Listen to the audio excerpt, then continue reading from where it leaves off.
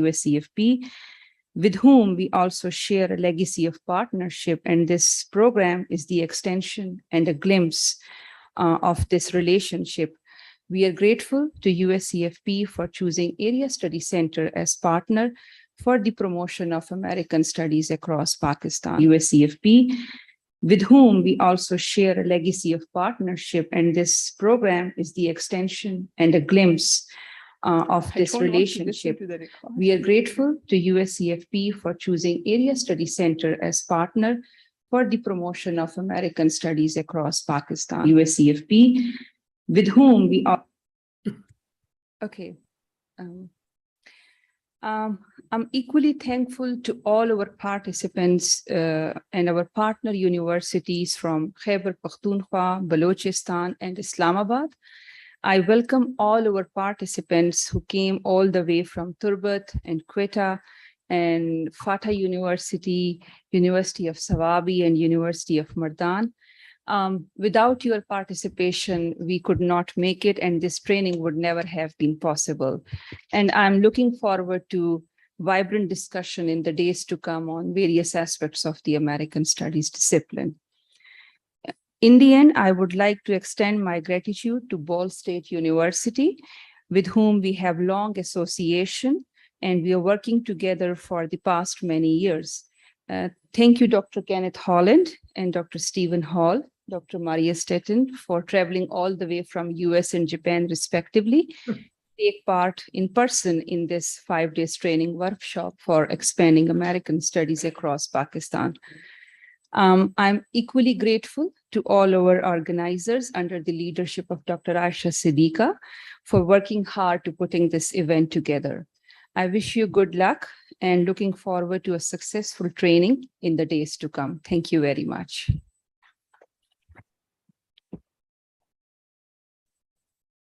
Thank you very much, Dr. Saadia. It would also not have been possible without her massive support throughout this. I would now like to invite Professor Noman Sattar. Please come and share your views with us.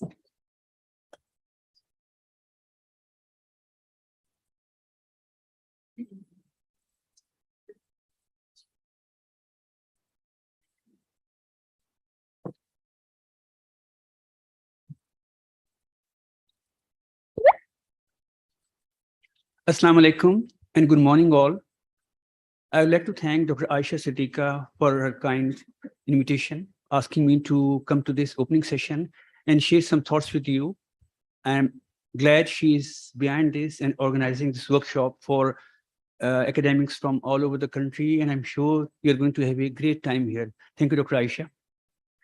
Let me start with the first BSU-KU partnership that started in 2012 and continued for 3 years.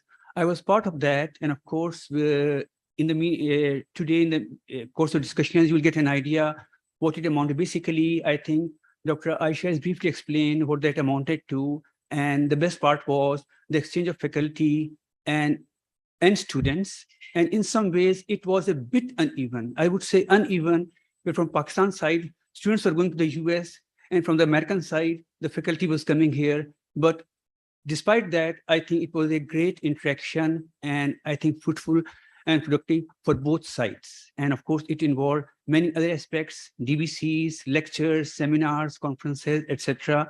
And I think both sides enjoyed it, the conduct of that. And of course, it was very useful in terms of promoting American studies in Pakistan and at QAU. This was followed in 2017 by another, you can say, short partnership, and that was, again, QAU BSU collaboration for a MOOC camp on English for Special Purposes MOOC camp at Qaidam University in February of 2017. And we had about 39 teachers from all over Pakistan participating in that. And again, that was a very good experience. 2 faculty members from BSU, Sherry Elfson and Christine Burns, they were here to conduct the proceedings, and I'll say it went very well, and I'm sure there was a lot to gain for the teachers in terms of English language teaching and training.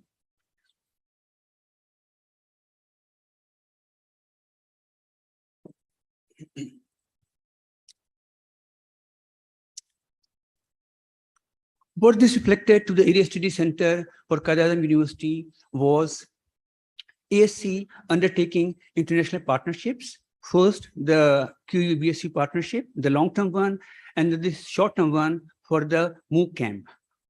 Also, it reflected overreaching and reaching out to different communities, I would say, some what we call remote areas or peripheral areas, academics coming to Islamabad and joining in these academic activity. And I think that really adds to the, I would say, credentials of Area Study Center and Qaid-e-Azam University.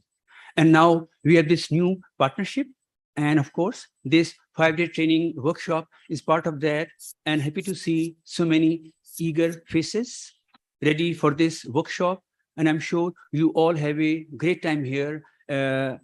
Both sides are being led with very able teams. On the American side, led by Dr. Larry Gerstein, who was part of the earlier partnership, and Dr. Aisha Siddiqa on the Pakistani side. And I'm sure the 5-day workshop is going to be very fruitful, productive for all of you. Consider it a great opportunity. And I wish you success and all the participants, success in this workshop, and enjoy the time in Islamabad and at the workshop. Thank you. Thank you very much, Dr. Rahman. And we'll hopefully be seeing you over the next 5 days. Dr. Kenneth Holland, please come and share your thoughts. That's Dr. Kenneth Holland was the PI of the last grant. Good morning. So I'm very pleased to be here because one of the criticisms of grants is that they are only for a short period of time. And I've administered grants not only from the Department of State, but also from USAID, from the World Bank, the Asian Development Bank, the Henry Luce Foundation. So I have been the PI on many grants. And no matter how much good work you do and how many relationships you form working in various countries, the grants last only for 1, 2, or typically 3 years. So I was very pleased to find out that the U.S. Embassy here in Islamabad had renewed the university partnership grant program. So this is actually very unusual. So I'm so happy that the State Department had the wisdom to see that by funding a second grant, then all of the relationships that we formed could continue and could grow, and that you could participate in this long relationship between Ball State University and Qaid-e-Azam University. But there is a difference. When I was the principal investigator back in 2012, most of the initiative was in the hands of Ball State University. So it was not an equal partnership, it was a rather one-sided partnership. This time, however, the initiative lies with Qaid-e-Azam University, and Ball State is a partner. So this shows you that our efforts to build the capacity of the Area Study Center were successful. And now it's like a little bird. Now they're flapping their wings and can fly on their own. So I'm just happy to be here and look forward to getting to know each of you better. Thank you.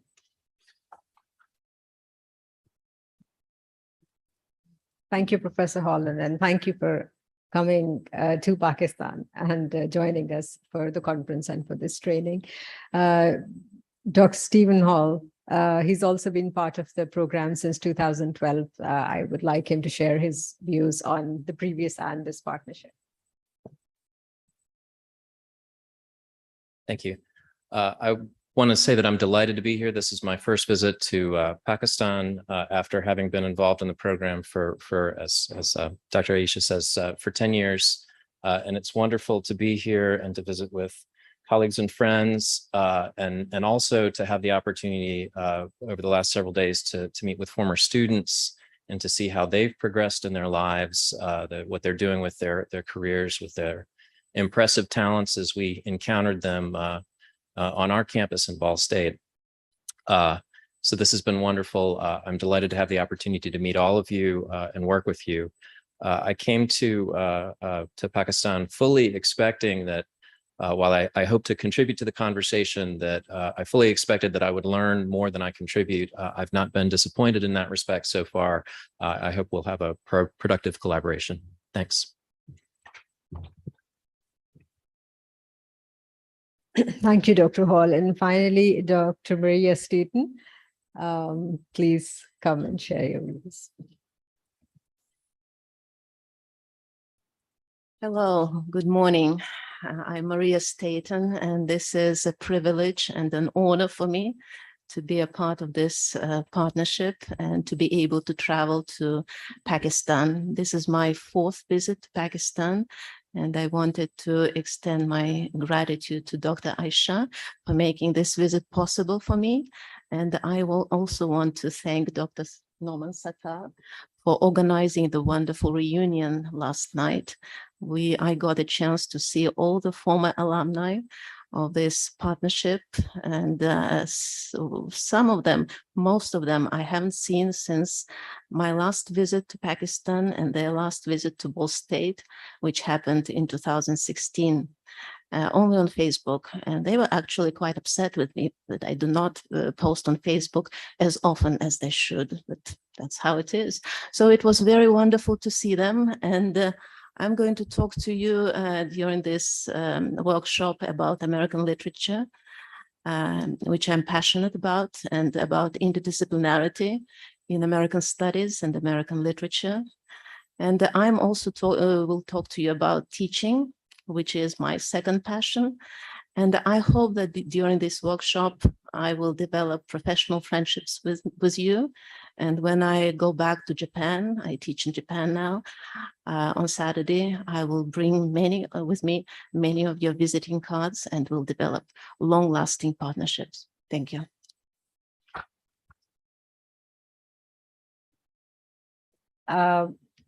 Before we close with the remarks of Dr. Larry and Dr. Elizabeth and Professor Connolly, I would like Dr. Behraman Shah and Dr. Tahir to also come here, and Dr. Behraman first, and please share your thoughts.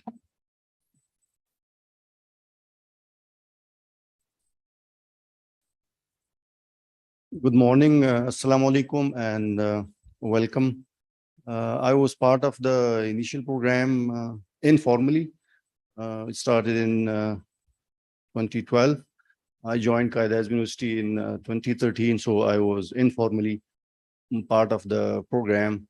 And this time I'm officially part of the program, so you will see me and on the 3rd day related to 9/11 literature. So good luck, and I'll be seeing you in a couple of days. Thank you.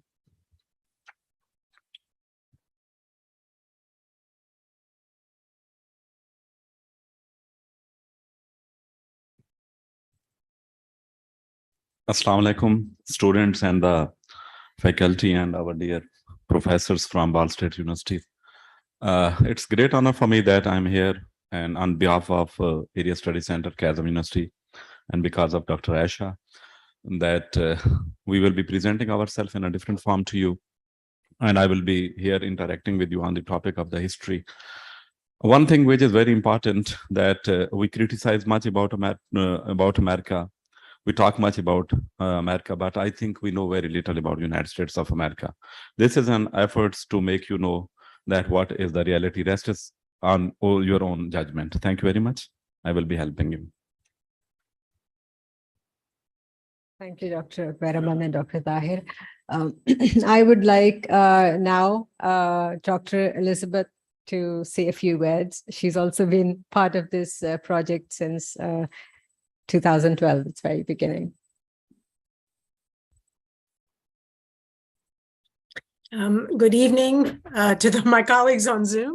It's midnight here or something like that. And good morning to those of you there. Assalamu alaikum. So yes, as Dr. Aisha said, I became involved with this grant under Dr. Holland in 2012. And it's really been fascinating for me to be a part of this. And I would second with what Dr. Stephen Hall said, is that I took this opportunity, first traveling to Islamabad in 2012 and then again in 2015, to read as much as I could about the history and culture of Pakistan as part of this grant. So I've learned a phenomenal amount, and I've appreciated working with the students. I think that's wonderful. There was a reunion last night that Dr. Maria was part of. I hope they took pictures. I hope someone posts them on Facebook or shares them with us, because we got to know a lot of wonderful students. I think 18 or 20 students, and Dr. Noman came, I think, all 3 years. So it would be wonderful to see faces, but also just to hear more about what people are doing now. So I'm glad to be with you tonight, and again in the morning for you. And I will be presenting shortly here kind of an introduction on American studies. So I'll say more a little bit later.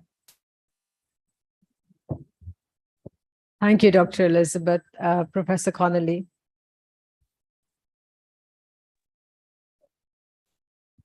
Good morning, everyone. Salam alaikum. As Elizabeth mentioned, we've been involved in this project for a number of years, so I'm pleased to be part of this next phase as well. I'm sorry that I'm not able to join you in person, but I look forward to talking to you a little bit later in the week about American history. Thanks.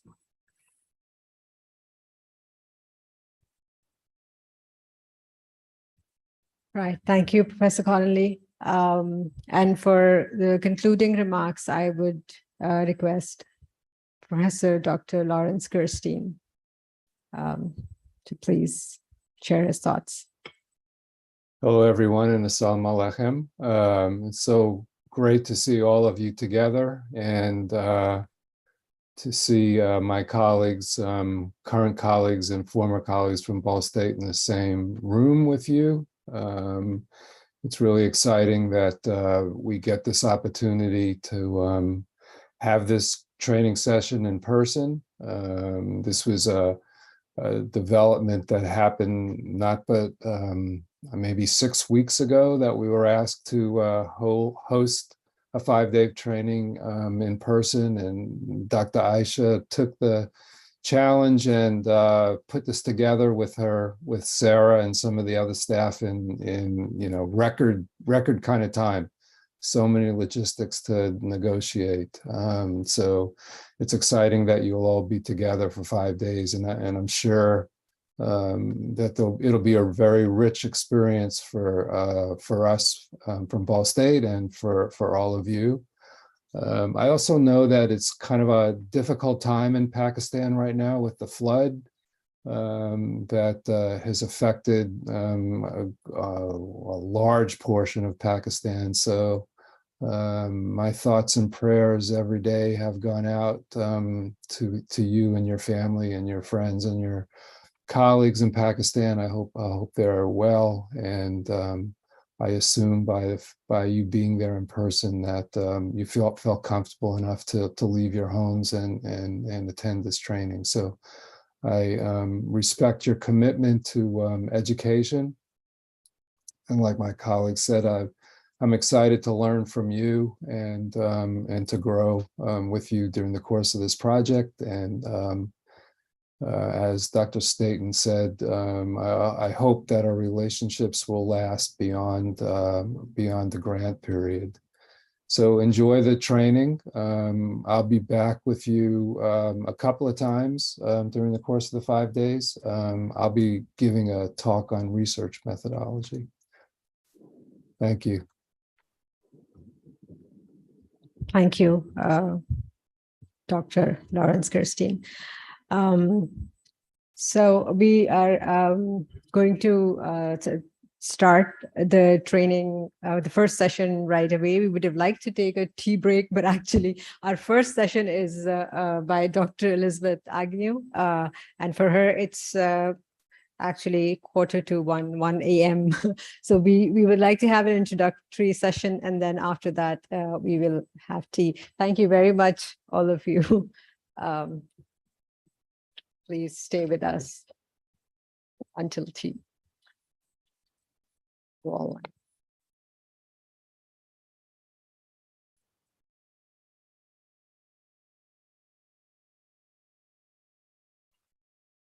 Dr. Aisha? Yes. Yes, so we're just going to use this Zoom link, I take it. I was confused about whether there was another Zoom link coming up. No, it's this. Yeah. we It can is go ahead. this. Okay. Okay, great. Okay, You go ahead. let with me it. just share my screen and yeah.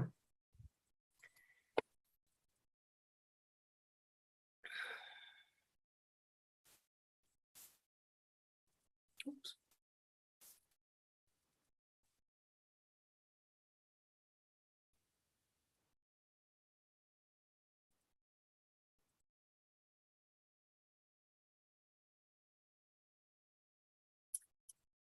All right, so good morning again, everyone. What I want to do with you in the next 30, 35 minutes or so is to provide a kind of introductory framework that I hope will be useful for this the study during this week. And as you see, I've called this the study of America and American studies in a global world. There's a field of American studies which is newer than the actual study of America. So we'll be talking about kind of both sides of that equation. And in particular, also, welcome to this collaboration. I guess I have to get myself. One of the things I want to say is that this is what I have to offer tonight is the beginning of a conversation.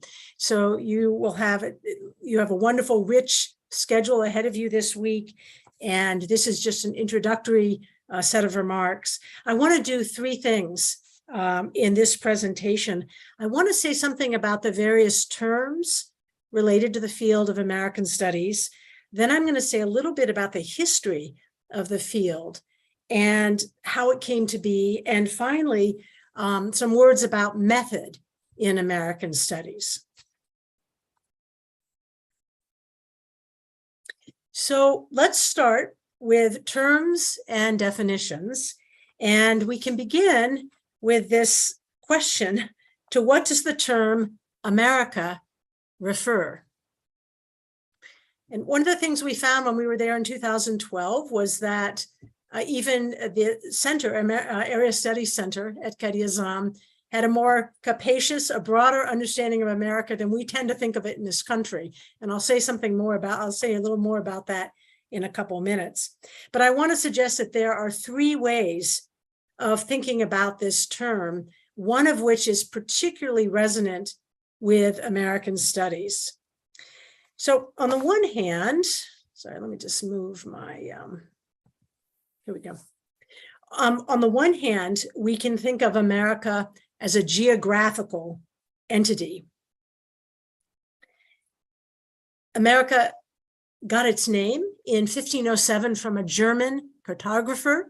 And it was named after one of the early Italian explorers who actually landed in what we now think of as present-day Brazil, Amerigo Vespucci.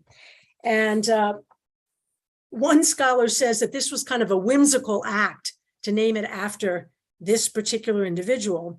And one of the things that we know was that this area that came to be associated with the term America is a landmass of two distinct parts that we now refer to as South America and North America. And of course, there's kind of Central America, and parts that never have been claimed in their entirety by any one country, any one group of people. And the other thing that has happened, at least in the United States, is that the term America has come to be associated in a quite specific and maybe a narrow way with the United States of America. And this is kind of the current way of thinking about it. It's been this way for a while, but this is a narrow focus that some American studies scholars have really started to challenge. And again, I'll come back to that point. But here I want to just mention that the Area Studies Center at Qadi Azam is interesting in this regard because it's the Center for the Study of Africa and North and South America. So its thinking about America has always entailed both parts of this kind of landmass.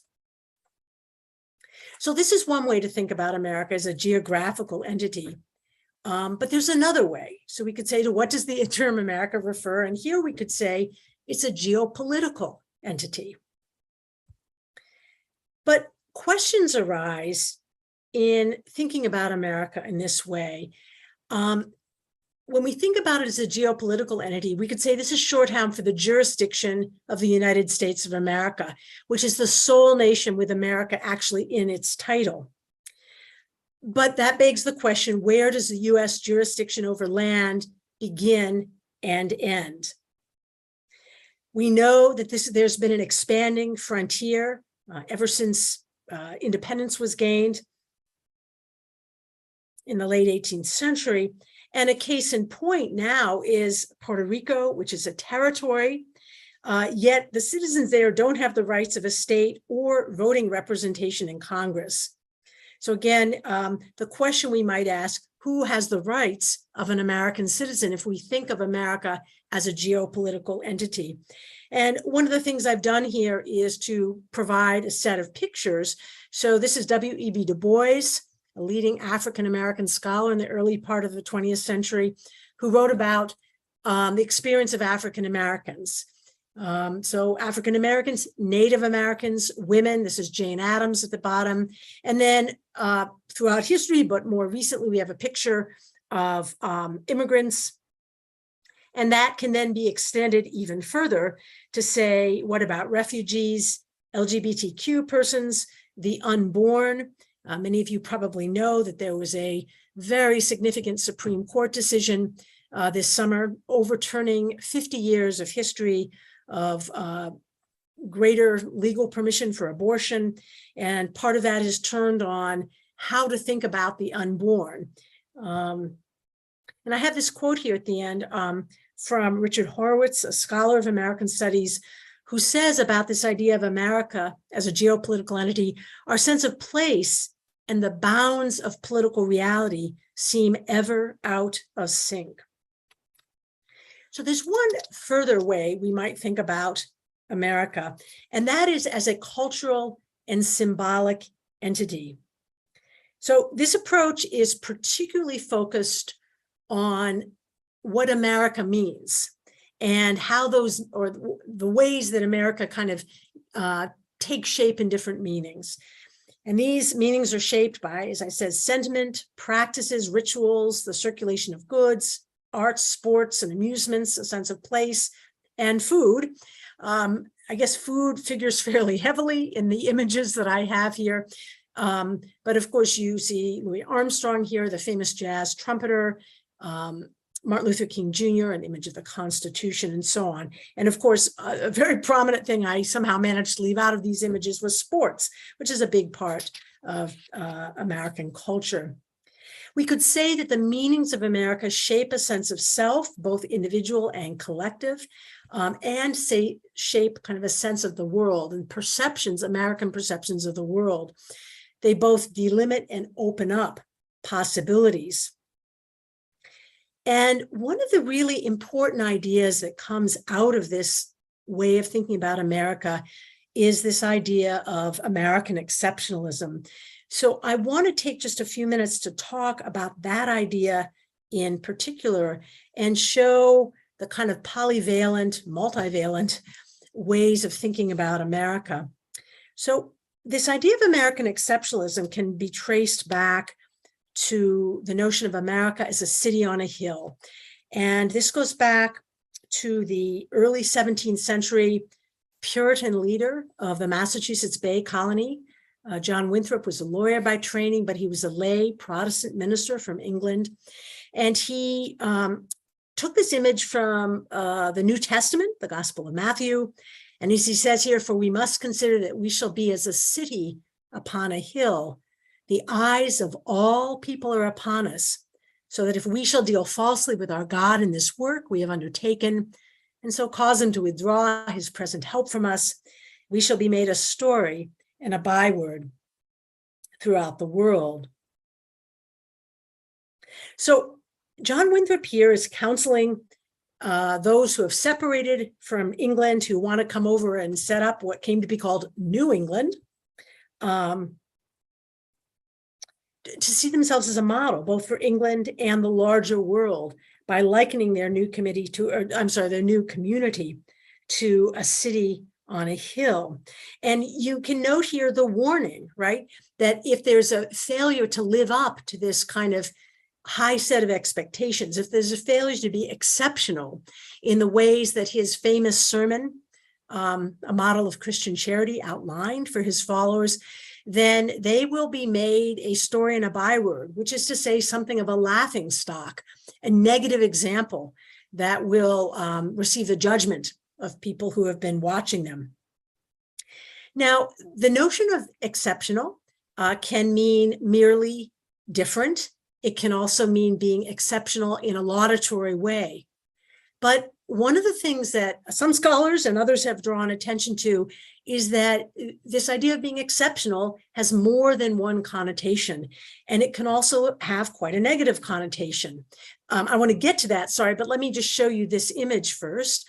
All of these figures, former presidents, right up through most recently Barack Obama, have in common that they expressly cited the notion of America as a city on a hill. They made it a very important part of their political rhetoric, is a way, again, of invoking the exceptional status of America and of the United States. So I want to just show you two images. So one image here, which gets at the idea of exceptional being kind of a laudatory term, is that of the Statue of Liberty. Many of our participants in the 2012 to 2015 cohorts had the opportunity to travel to New York City and to visit this beautiful monument, which was placed there in the late 19th century.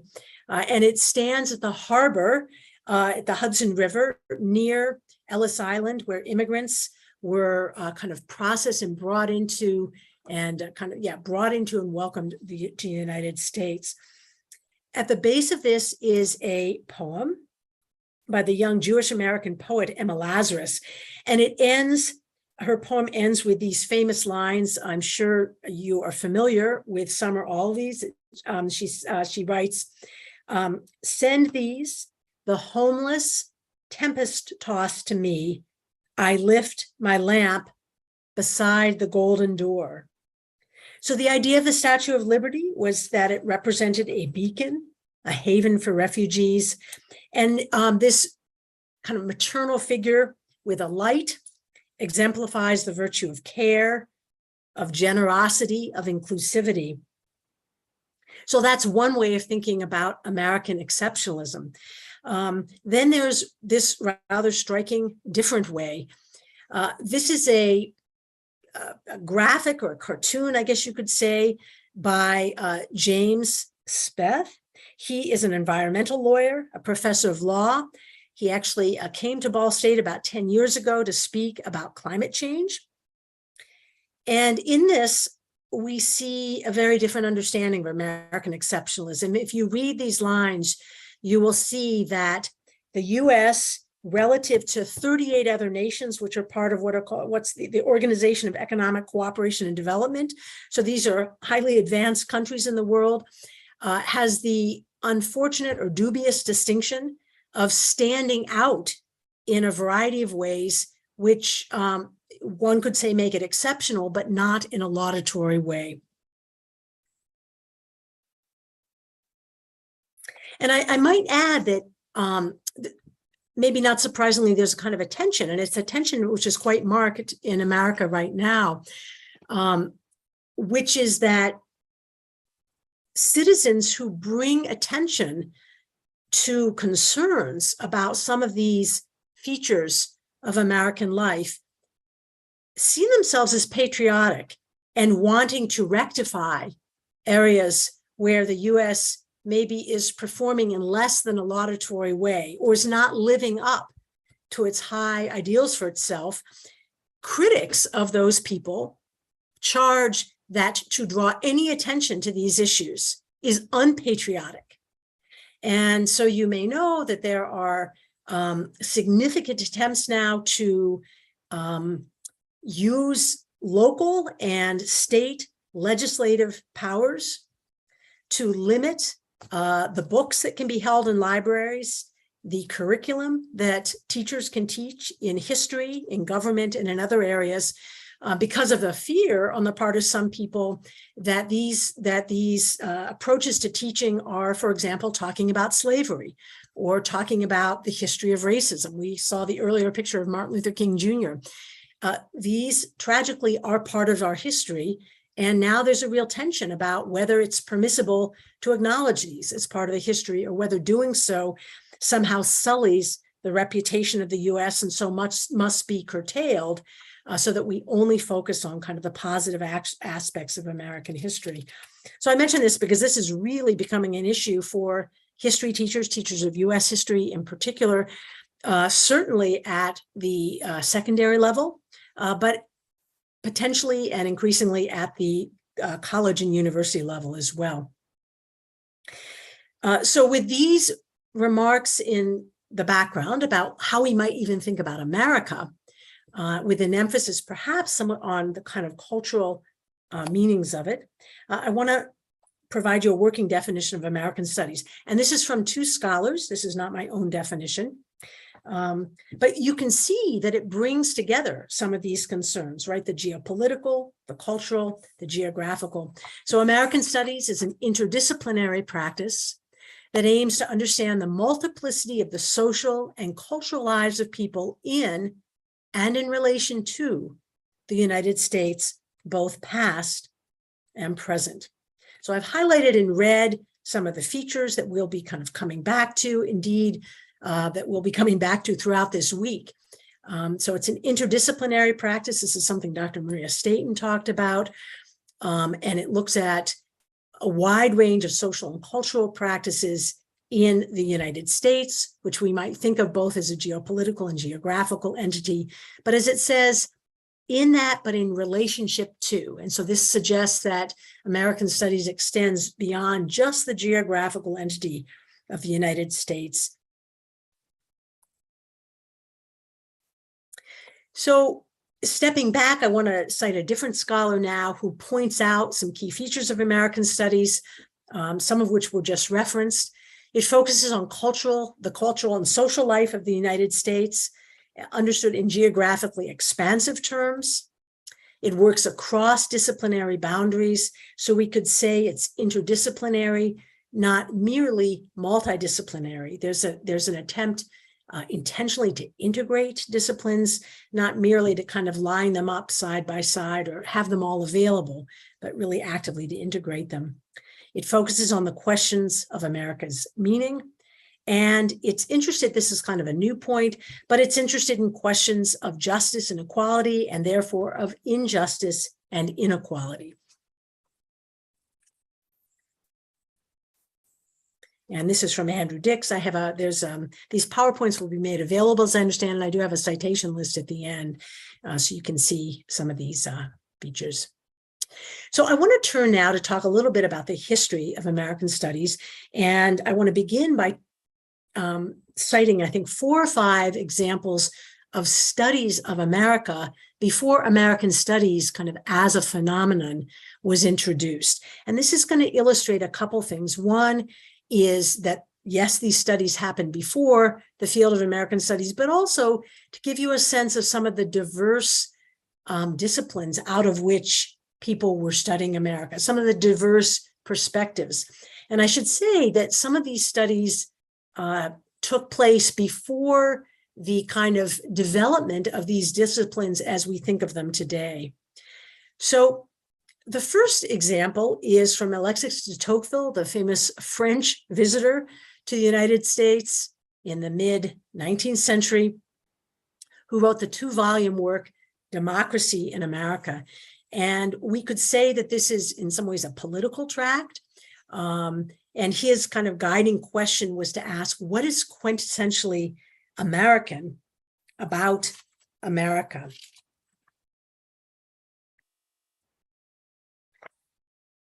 While this was kind of political in nature, it was a cultural and in some ways an ethnographic study of American voluntary institutions by somebody who was this visitor and a political scientist.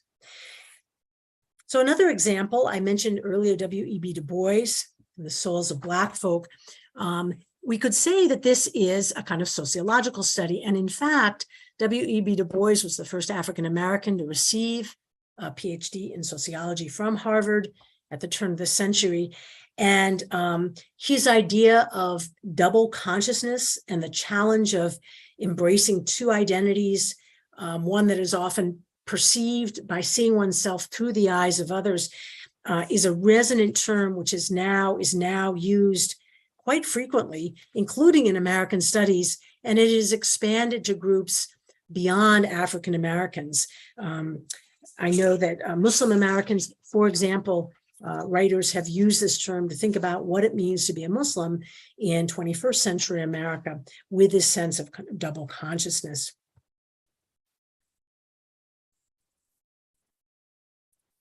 W.E.B. Du Bois was writing this as a historical look, but also a sociological look. Now we have another example, Charles Beard, a very famous work that offered an economic interpretation of the Constitution of the US.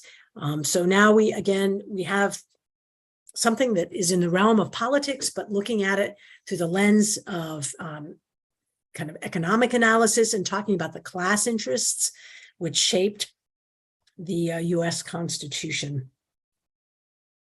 And in many ways, this was a revisionist economic analysis by an American historian, but looking at this through an economic lens. Now, this one is closer to home in terms of Muncie. This was a sociological study of Muncie, Indiana, the home of Ball State University, undertaken by a husband and wife team, Robert and Helen Lind. You'll notice the title is Middletown. At the time of this study, they did not disclose that the city they were focusing on was Muncie, partly because they wanted to find a so-called representative American city. So they withheld the name of the specific city they were studying and just called it Middletown, as in Middletown, kind of USA. But this is another, again, it's an ethnographic, kind of early sociological study. The interesting thing here is they had a very hard time finding a publisher for this. And eventually it was picked up by a publisher, and it's become, it is still in print 100 years later, almost 100 years later, and became something of a sleeper classic. And finally, one other example of a kind of an intersection between fields. Vernon Parrington was a literary historian, but wanted to ask this question: how have economic and sociological forces shaped American literature? So this is kind of an early example of kind of moving into this idea of American studies as a very specifically integrated field, or an interdisciplinary field, I guess we could say. So talking about the formal establishment of American studies as a field, I have this kind of Venn diagram here to look at the way American studies came to represent the kind of intersection of all these different fields. One of the things we can say is that the study of America as American studies was really spurred by the two world wars.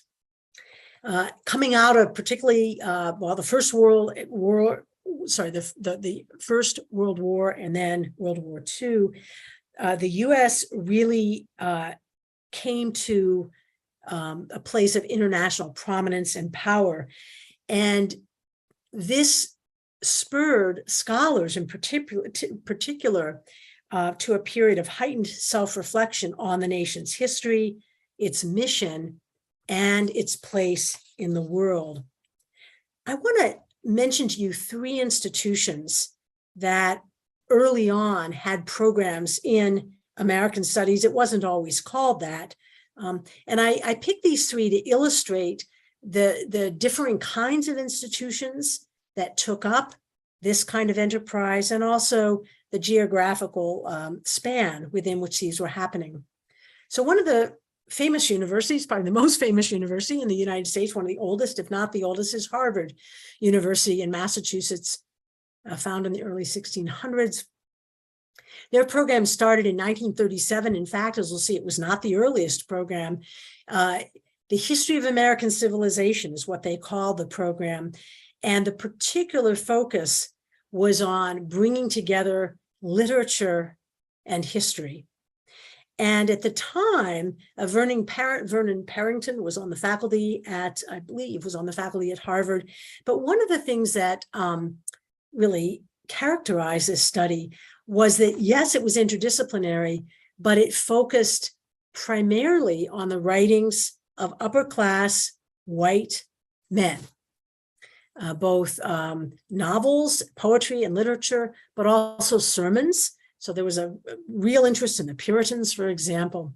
And we'll see that by the 1960s, this kind of exclusive focus on white males, and particularly on history and literature, was really beginning to shift. We'll talk a bit more about that. So Harvard, of course, is a private university with undergraduate and graduate programs. Sweetbriar College is distinctive because it's a women's university in Virginia. It is an undergraduate institution. And as you see, even before Harvard, they had begun a kind of an approach to study called American Problems. And these were studied through a combination of sociology, economics, history, and political science. You may recognize the date that the United States kind of descended into the Great Depression in 1929. And so this idea of studying American problems through these various lenses was no doubt motivated by and incentivized by the Great Depression. And then one other university, to give another example, this is a land-grant university, a large public university with both undergraduate and graduate programs. And at University of Wisconsin, the approach there was what was just referred to as American institutions. And these were studied through courses addressing American and world problems, among other things. So while American studies, and by the way, these are just some of the universities that began programs that could be seen as being shaped by this interdisciplinary model. American studies also quite quickly developed a global presence. So in 1947, 2 years after the end of the Second World War, Harvard sponsored a seminar in Austria. 17 European countries were represented, with 92 delegates. And one of the things I really find interesting that I learned only in my research for this presentation was that Harvard specifically saw this seminar and it's the focus on American studies as a tool of conflict resolution. So of course, this comes on the heels of a second major conflict in the span of just 20 or 25 years. But a great hope, a great optimism that somehow the field of American studies could serve as a way of thinking about and contributing to minimizing conflict in the future. From 1947 on, American Studies Centers opened really around the world, in Asia and Japan, in Germany and Britain, in Australia, New Zealand, in India, and in Pakistan.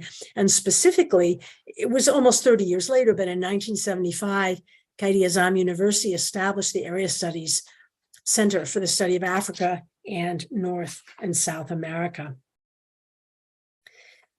As part of this development of this new field, a new journal, the American Quarterly, was established, and this is still the kind of journal of note in the United States for American studies.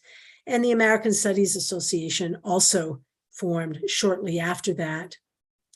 Now, interestingly, not many years after that, members of this organization, so they were members in good standing, but a kind of internal critique began to develop among members who, as it said, wanted to go with the larynx and written texts, which is to say, there newly was this interest in going beyond the traditional methods of thinking of American studies and the traditional focus, right?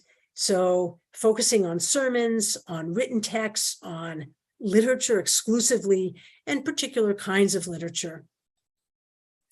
And this was really advanced in the 1960s.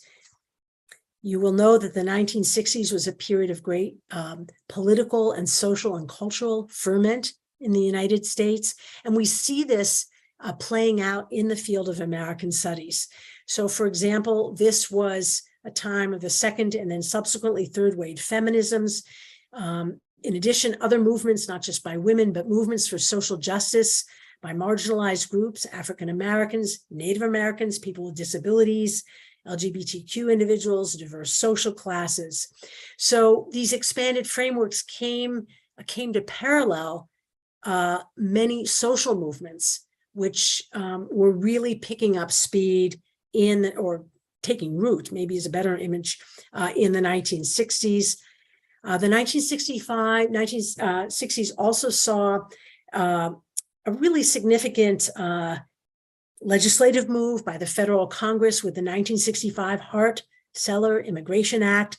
This reversed about 40 years of very, very restrictive immigration policy, or certainly modified it. And as a result, new waves of immigrants came to the United States, and there was an influx in turn of new voices: Asian American, Arab American, Latino, Latina, African, and more than that, right? So immigration policy changed in the mid-60s and is continuing to have an effect now 40, 50 years later. In fact, almost 60 years later. And finally, to add to this, not only are these movements for social justice and whole new communities coming into the conversation and new voices, but there was a real move to expand the very idea of what we counted as texts. So whereas texts had been printed words on paper by typically white people, often males, now we have new voices and new people speaking, but texts themselves came to encompass not just written words, but television, the cinema, theater, photography, art, architecture, music, and new media. So there's kind of an expansion in every possible direction of what we mean by American studies. So with this expanded set of issues and voices, there is still general continuity in the basic method of the enterprise. And so I want to say three things about what we might think about in terms of method for American studies. So first, American studies can be understood as focused on interpreting texts broadly defined, right? So I just mentioned everything from social media to architectural structures to works of art to media.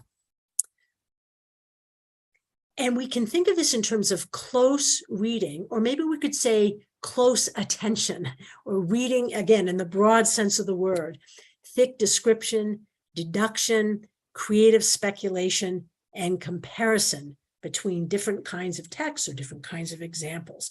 So it's, again, interpreting texts broadly understood is very important in American studies. Now, the second move is contextualizing those texts within history and culture. And so this often entails research using primary and secondary sources and analysis of evidence. So here, texts are never understood, again, texts, however we understood them, as kind of existing apart from the cultural and historical moment in which they're produced, which they reflect, and to which they address themselves. And finally, American studies are really interested in social theory. So there's often a move, or they're part of the method is a move from looking at particular examples to then extracting broader claims from one or more specific cases. And often this social theory turns around a kind of 4 particular areas of interest, all of them linked to questions of power. So there's the subject, and this can be both individuals, but it can also be kind of the collective groups, issues of identity and kind of identity politics, the state, and the market. And kind of, so the state, of course, has to do with political questions, and the market with broader kind of economic questions, questions about consumers, consumerism, and so on. So these are approaches to methods. Now, one of the things as I kind of move towards concluding these comments, one of the things I want to say is that as at the beginning, where early members of the American Studies Association began to question the very focus of the field within the professional organization of which they were a part, there continue to be areas of debate in American studies. And I want to mention 4 areas that it's worth paying attention to, okay? So one is this idea of interdisciplinarity. And this can be asked as this question, is it maybe the case that the interdisciplinary aspect of American studies may become unmanageable by being too eclectic?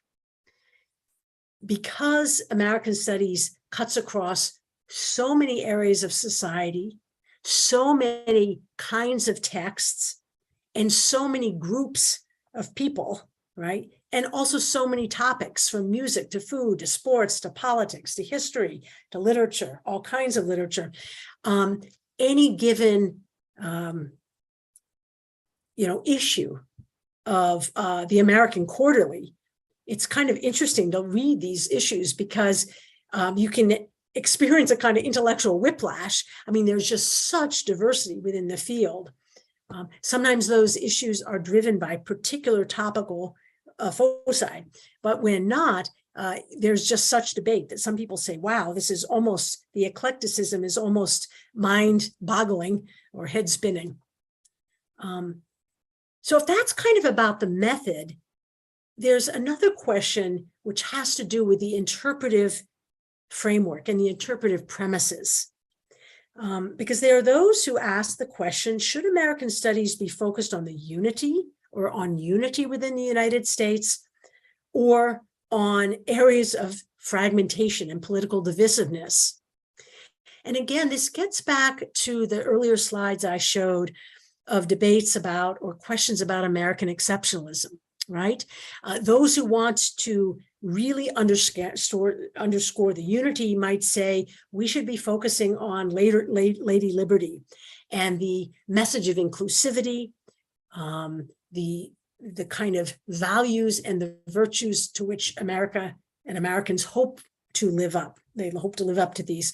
Others say, well, but this is a perfect example of the fragmentation within the United States, right? We only need to look at the recent decision by the governor of Florida, Ron DeSantis, to say, well, we have refugees here and we don't really want them here. So we're going to make a political statement by putting them on a plane and sending them to Martha's Vineyard, the former home of John F. Kennedy, and a kind of a place which is associated with the political elite in this country. It's a small island off of Massachusetts, and we'll just test how welcome they are. And so, you know, there's this question: are we unified as a country?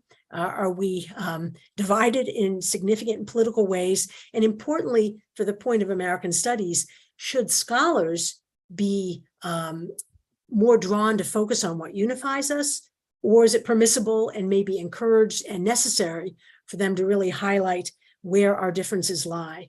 And of course, then this relates to this whole question about social justice. So 2 more points is a focus on the United States itself limiting. And this gets back to this issue of America as a kind of geopolitical and geographical entity. There are those scholars who say, what about America's transatlantic and trans-Pacific influences? Should we be thinking about American studies, not just in terms of what happens within the geographical bounds of the United States, but the way that America has a very sizable influence in the rest of the world? And this, of course, will be of interest to you because I know many of you are very interested in international relations, right? And so this is a perfect example of thinking about American studies as it bears on the American presence in Pakistan and other parts of the Middle East and Asia and South Asia.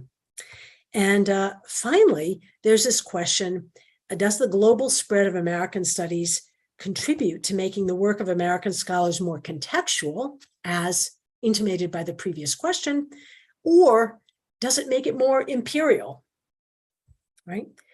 So these are questions for which there are not easy answers, but they're questions to kind of keep in mind. And I think questions for which American studies scholars, I think, try to be mindful as they're going about their own particular work. So I have two more slides. And I want to raise this question then as a way of summary by returning to this question, what is the meaning of America? This is what American studies in many ways is about. And we might, again, remind ourselves of important points in thinking about how we even go about answering this question. So one point is to say, whose perspectives and voices are we hearing? Over the last 50 or 60 years, there's been an increasing goal to be more inclusive in terms of the voices and the perspectives, whether it's by gender, race, ethnicity, class, citizenship status, and so on. What about diverse cultures within America? We might tend to think about American culture, but then we could also think about the many diverse cultures which exist within America. So again, there's this issue of, is there a unity within American culture, or is there a plurality, a diversity, and how does that all work out?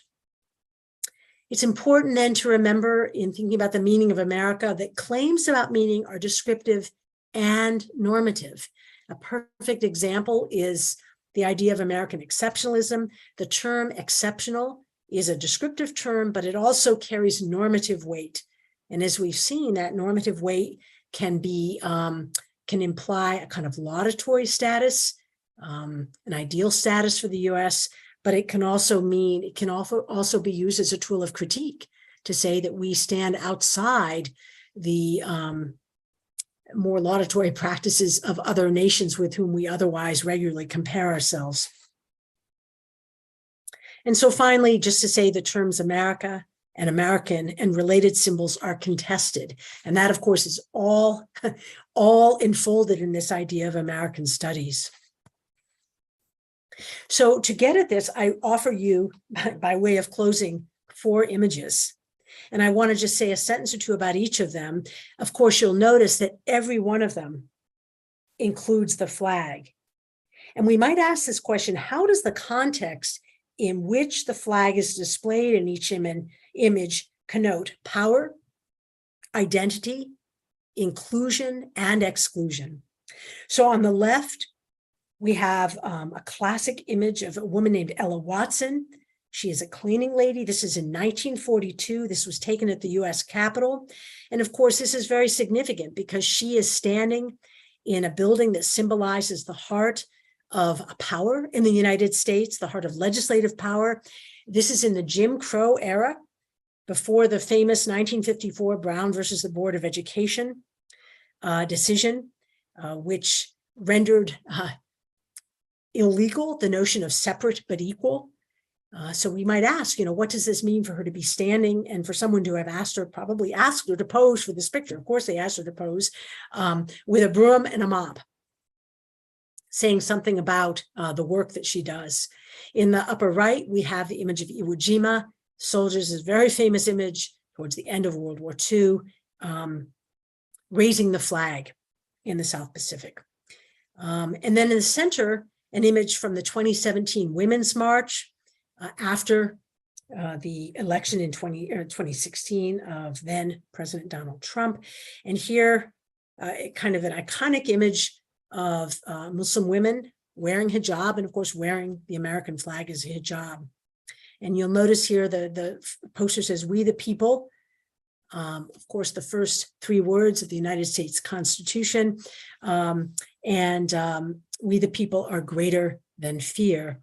And finally, a very striking and perhaps disturbing image from January 6, 2020, when an angry mob stormed the US Capitol, declaring that the election had been stolen and that they were going to block the certification of the election in favor of Joe Biden so that they could reinstall President Trump as the president.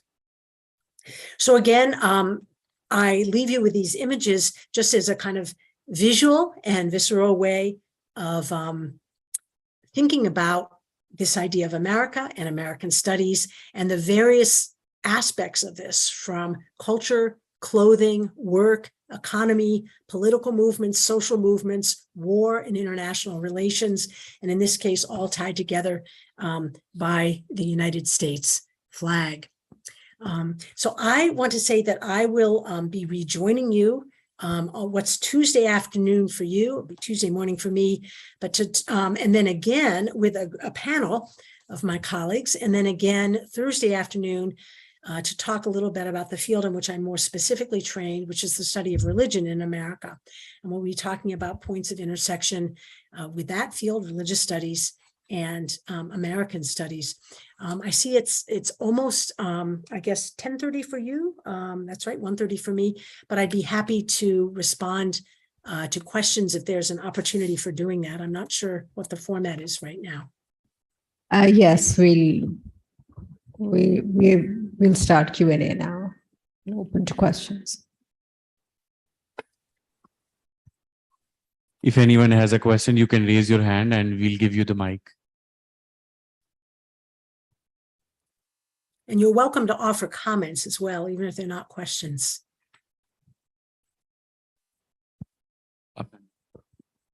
Thank you very much. I'm Dr. Abdul from Abdul Ali Khan University, Mardan. I'm basically from the Department of IR. So thank you very much for a very comprehensive and interesting lecture. I was really interested, and there is a figure which was in red and white, which says something about American exceptionalism. If you can go back to that. Sure. Let me go back to screen sharing and I'll pull that up and we shall, actually maybe I am screen sharing. Yeah, here we go. It says, I remember it says there is a sentence which says that the greatest arms sales for the United States of America, whether it is I mean a positive thing for, can we take it is a positive thing is American exceptionalism, or is it a negative thing, or what does the people or the scholars in the United States of America say about that? I mean, the largest arms seller to the world, the United States of America.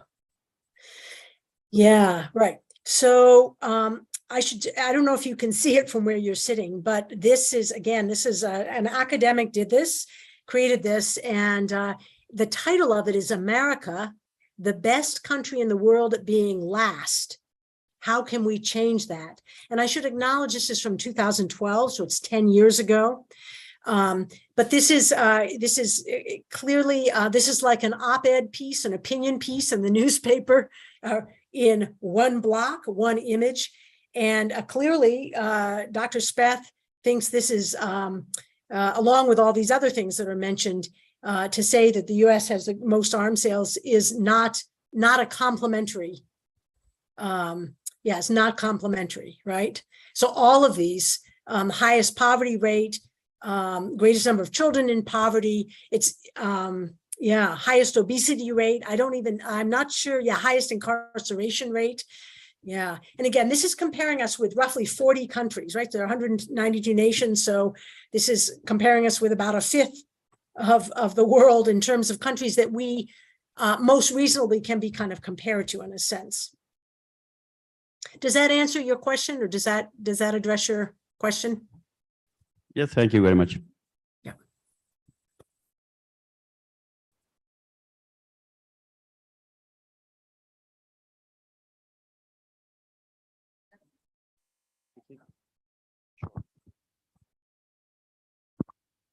Assalamu alaikum. I'm Dr. Afia Raz from International Islamic University, Islamabad. I would like to ask you that while talking about the pluralistic society of America, you have placed a lot of emphasis on different ethnic and religious minorities. But what about the cultural diversity within the different American states? Because we are new to the American studies, so I just want to know whether there is some sort of cultural diversity within the American states, and is it part of the American studies as well? Yes, thank you. So thank you for this question. And I want to say that I appreciate having an opportunity to visit the Islamic International University in 2012. So that was, I mean, it was 2015 actually, but that was wonderful. Yeah. First of all, that's a great question, and absolutely yes. So that's not something I really featured here, but there absolutely is cultural diversity, right? And one of the ways this plays out, for example, that I can speak about, because this is my field of study, are the different patterns of religious affiliation in the country, right? So the southern states are predominantly, much more so than other parts of the country, shaped by Christian adherence, and specifically Protestant Christian adherence, and specifically evangelical Protestant adherence. So just as an example of this, the law that became the test case for overturning Roe came out of Mississippi. And some of the most conservative laws up until now came out of the South. By distinction, the Pacific Northwest is an area that demographers like to call the area of nuns. And when I say nuns, I do not mean N-U-N-S, as in Roman Catholic religious sisters, but N-O-N-E-S, which is a term that is used by sociologists to refer to those who, when asked, what is your religious affiliation, or do you have a religious affiliation? The answer is no, I have none. And that also cuts across age as well. So throughout this is just one little example, but in terms of cultural practices, religious practices, political affiliations, the South tends to be, generally speaking, much more politically conservative, and that ties in with religious conservatism. You know, tastes in food, music, all kinds of things differ across the country. Yeah. So yeah, I mean, I think that's a great, yeah, it's a good question, and absolutely. I would say, I mean, definitely there's state by state differences, but often it can be thought about in terms of regions. So we think of the Northeast, right? The Northeast, which is tends to be more politically liberal, higher rates of education, generally speaking. And then we have the South, we have the Midwest. So Indiana and Ball State is in the Midwest. And then we have the kind of West, which includes, of course, the Southwest and the Pacific Northwest. But there are kind of broad areas. And those things are always shaping. Ohio, as an example, has been tended to, Ohio is kind of a bridge state between the Northeast and the Midwest. It has been seen as a so-called swing state in politics. Ohio is increasingly being shaped by profoundly self-identified Christian religious conservatives. And so it's showing up in electoral politics in very different ways than it has historically. I guess we should move to the next question. I am Dr. Safiullah Khan Marwat, Department of Eastern and Pakistan Studies, International Islamic University, Islamabad. Thank you, Professor, for your extensive lecture. While getting through this literature and academia in USA, mostly the United States of America are you are talking about this term America. It is more refers to its geopolitical entity rather than any social or like that. While doing so, especially at the North America, the rest of the two countries, the Canada and the Mexican, their influence or their existence is mostly underestimated in that produce literature and academia. Though the fact is that in the north there is a socioeconomic political influence, Canadian influence in the north, and there same is this Tex-Mexican culture in the south from this Mexico. Is it not like that? With due apology in advance that there is something like academic hegemony in US literature produced at USA? I'm sorry, can you just rephrase? I didn't quite catch it. Your final question? Yeah, is it not academic hegemony within the literature produced in the United States of America while underestimating the rest of the two countries, Canada? Yeah, absolutely.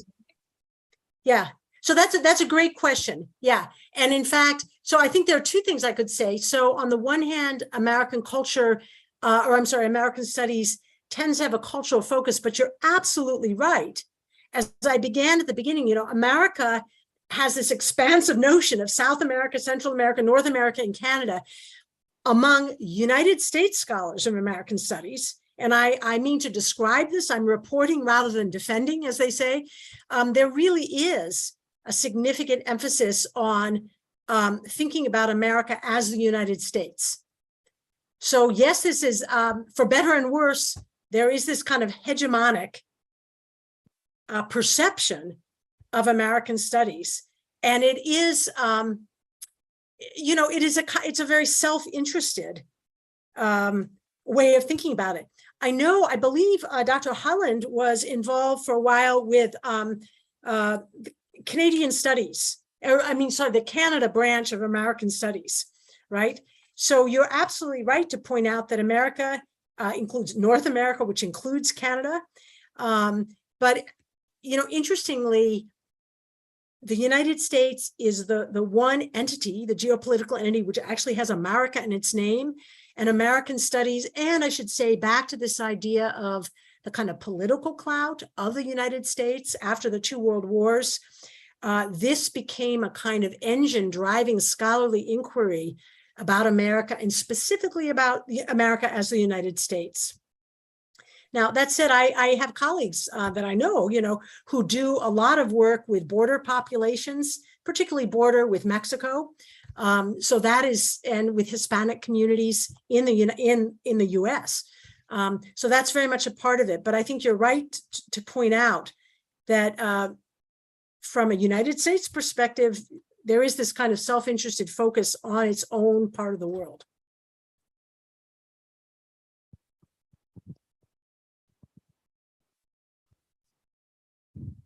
Hello, Professor Elizabeth. This is Dr. Mahmoud Hassan from International Islamic University. Thank you very much for this very comprehensive talk about American studies. We've been enlightened. I have two questions. I don't know if I can ask two questions. One relates to the cultural, linguistic, and ethnic diversity in the US. And in many ways, I think it is similar to what we have in Pakistan, because we also have linguistic, cultural, and ethnic diversity. So I was just wondering to know if the United States of America as a state embraces that diversity, or does it in any way pose a challenge to American federalism or federation? Number two, when as a student of English literature, I know that English literature, British literature, has played a very important colonial, so to say, role in its former colonies, particularly in South Asia. And as a student of literature, I also know that English literature was brought to India as a discipline before it was, implemented as a discipline in the British University. So definitely it did have certain role, or it was conceived to play a certain role. So in comparison, when I look at American studies, I was just wondering to know whether American studies has similar or dissimilar role in playing the power that America as a superpower has. I hope it makes sense. Thank you very much. Can I just ask, are you asking specifically about the presence of British literature in the US, or more about the kind of colonial? Not in the US, yeah, in the US too, because US also in some ways was a British colony. Yeah. I'm talking about the role of British literature in the former colonies. Yeah, sure. Okay. Like, for Now, let example, me speak. Shakespeare was brought to India, and Sure. we were, introduced to Shakespeare and his position in the canon, his central position in the canon. Yeah. So, we didn't have or at least we were told that we didn't have any writer of that caliber. So, do you think if American studies American studies as a discipline has this kind of role when you come out of the American domain to the rest of the world? Sure. Yeah. Okay. Well, thank you for both those questions. So the first question about, does America embrace kind of cultural and ethnic diversity? That's a big question, and there's no simple answer to that, right? Right now, in the current political moment, I think there's a concern that there's a kind of a nativist impulse, a kind of rejection of some of the cultural and ethnic diversity in our country. So I think this fluctuates over time. It fluctuates across people. It fluctuates across political parties. You may be aware that President Trump invested great amounts of money in building a wall along the border with Mexico. That's a practical border, but a highly symbolic border also, right? And a lot of critics of that. And so it's just a good example that not everyone agreed about that at all. So I think that's a really complicated question, and it's a good question. And indeed, it's a question that merits a kind of study. And that would be the kind of thing where you'd say, well, what period of time, or in what part of the country, or among what group of people? And not on all groups aren't the same, right? So you can, even within groups, different demographic groups, you can have real differences. There are progressive Protestants and progressive Christians in this country who are very dismayed about their co-religionists who are evangelical Christians, who, some of the legislative initiatives they're driving. So I think it really depends. Your other question is just a really fascinating question. I don't know a lot about the history of British literature in America, but what I can tell you is I remember when I was an undergraduate taking a history course, and the professor said, well, the US really has this kind of, this was back, even in the 19th century, this sense of the US being a kind of a second-rate intellectual country. It was a second-rate country. It didn't have its own authors. It didn't have its own intellectual tradition, and so on. And I'm sure this is kind of analogous to what other countries have experienced. And so this became such a quest on the part of Americans and this also then fueled American studies to ask, who are the great American authors? So you have Thoreau, you have Walt Whitman, for example, the people, who began to cultivate a kind of American literature and a distinctive American literature, right? But I think for a long time, the United States, maybe for a whole century after the establishment of this as its own nation, had this sense of really being, not really having its own cultural identity.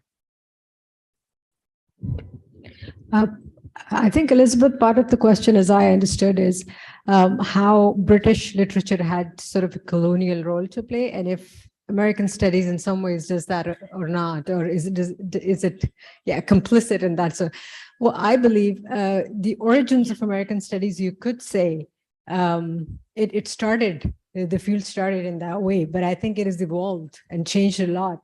And today, I think more than anywhere in the US, more than anywhere else in the world, I think it's more critical of itself, the field, I believe, than, being complicit in that. So this is my personal, based on my experience in the US. What do you think, Elizabeth? Yeah, no, I think that's, thank you for that clarification about the question. I mean, I think that this is, I would agree with what you said. And I think that it's maintaining that stance of kind of critical self-awareness is always important, right? I am highly aware, for example, that this program is funded by the State Department and by the American Embassy. And in that sense, that has its own complicated, aspect to it, right? Because academics really value freedom of speech.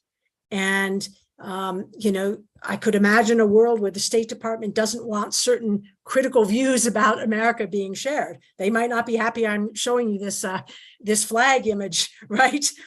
This seems to desecrate the flag, putting these things out. But, there are statistics to back this stuff up. There's a URL here at the bottom and so on. So, and I should say that one of the things I think is really important is that it is absolutely, it's possible and indeed necessary to feel that it is, that being patriotic entails leveling honest criticisms against that thing which you are a part of, which you love, which you want to see do better, right? So I think that American studies the whole enterprise can see itself that way, right? As how do we be a field of study that has an international footprint, so to speak, without just perpetuating kind of colonialist assumptions. Thank you. Thank you very much, Elizabeth, for staying up so late. I've lost track of time. But you sound like, you don't sound like it's that late at night. Thank you very much. And well, I think you should get some sleep now. And I will happily do that. Okay. So I offer you coffee or tea. Okay. No, I think, a nap would be good. But thank you so much for the good questions. I really appreciate your listening and your questions. And I hope you will continue to take questions. There will be more opportunities for discussion. And some of these questions will also be well placed to my colleagues who will be presenting. So I think you have a wonderful opportunity, and I hope you have a really fruitful rest of your day. And I'll look forward to seeing you on another day. Thank you. Bye. Bye-bye. So we have a tree break now, and for about 15-20 minutes, and then we'll be back. Thank you. We'll be back with Dr. Holland's session.